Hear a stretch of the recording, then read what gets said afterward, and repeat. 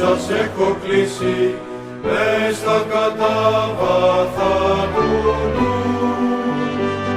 Αχτίδες από κάποια δύση, φωτοπλημμύρης του ουρανού, στον Κύριο δεωμένα μ' αφήσει, παντοτινά να σας χαρώ, ώσπου τα μάτια να μου κλείσει, τ' άγγελου τα παλαιοφτερό. Να φέγγετε στα τρεις βαθά μου, σαν το καντήλι στο βωμό, για να κρατώ τα βήματα μου, μακριά απ' το χάος και το γκρεμό, μακριά απ' το χάος και το γκρεμό.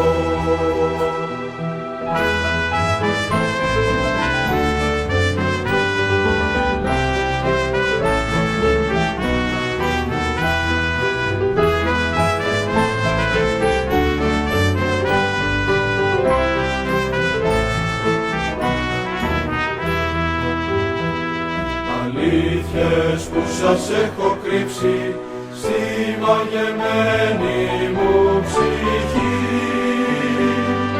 δώρα σταλμένα από τα ύψη, για να με κάνετε ευτυχή.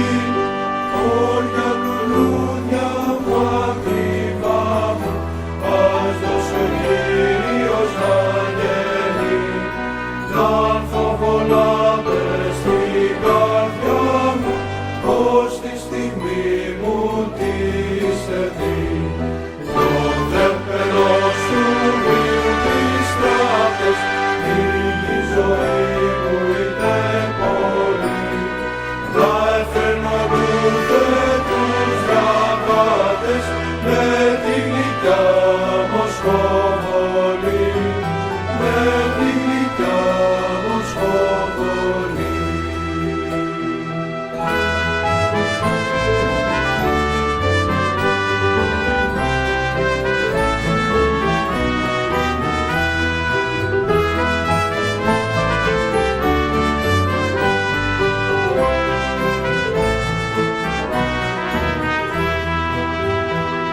Αλήθειες που σας έχω πάρει από το στόμα του Χριστού,